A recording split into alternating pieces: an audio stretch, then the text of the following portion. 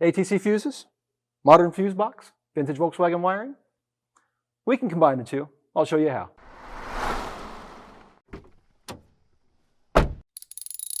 Hi, Sam here with jbugs.com. With all the switches for our 1971 Super Beetle now tested, we're just about ready to start installing all the electrical items. Before we do though, we want to show you a little modification we've done to upgrade and update our stock fuse box. There was nothing wrong with our fuse box. It could have been cleaned up and reinstalled without any issues, but in the theme of mildly modernizing our classic VW, we adapted a universal 10-circuit ATC fuse box to our original one. We do offer a very modern wiring harness with an integrated fuse box, but the integration is overly complicated and nothing like factory VW wiring. I prefer using factory VW style wiring harnesses as they are generally much simpler and offered specifically for various models, and the switches that they used. This is our original fuse box. I pried out all the metal contacts in the terminals that were installed to connect the fuses and wires. I filled in the holes in the fuse box base with 2-part plastic epoxy.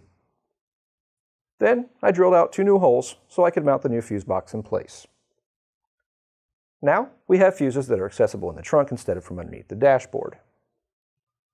This aftermarket fuse box also needed to be modified so that it matches the original fuse box configuration. We have numerous jumper terminals installed so that we have the same amount of inputs and outputs as the original. All 3 of the battery circuits are connected internally, and those 3 inputs have 6 outputs on the opposite side. The same thing applies for the ignition circuits, with the 3 inputs connected and the 6 outputs on the other side. For the high beams, a jumper terminal allows us to have power in from the headlight relay and out to our high beam dash indicator. A jumper terminal on the opposite side is so we can connect the left and right headlight high beams. The next circuit over is for the low beams. We have a single input on one side and a jumper terminal on the other for the left and right low beams. Then, like the original running light circuit, we have a single input joining 2 circuits together, and on the opposite side we have a single output for the front lights and a jumper terminal for 2 outputs on the other circuit. This fuse box with the modifications is now a direct replacement for the original fuse box.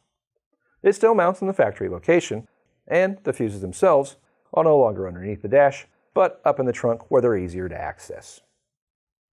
The real trick to making this fuse box work like a VW fuse box took some internal modifications. It wasn't difficult, and we actually used some of the fuse contacts from the original fuse box. The metal tanks that held the fuses in place are used as bridges inside the base of the fuse box. When we mentioned earlier that the circuits were connected internally, this is what we meant. The little bridges connect the terminals inside the fuse box, so our 3 battery circuits are tied together with 2 bridges. The contacts were bent into a U-shape, cut to length, and then pressed in place to join the circuits together. With a little American ingenuity, we now have a modern fuse box that fits our vintage German-engineered VW.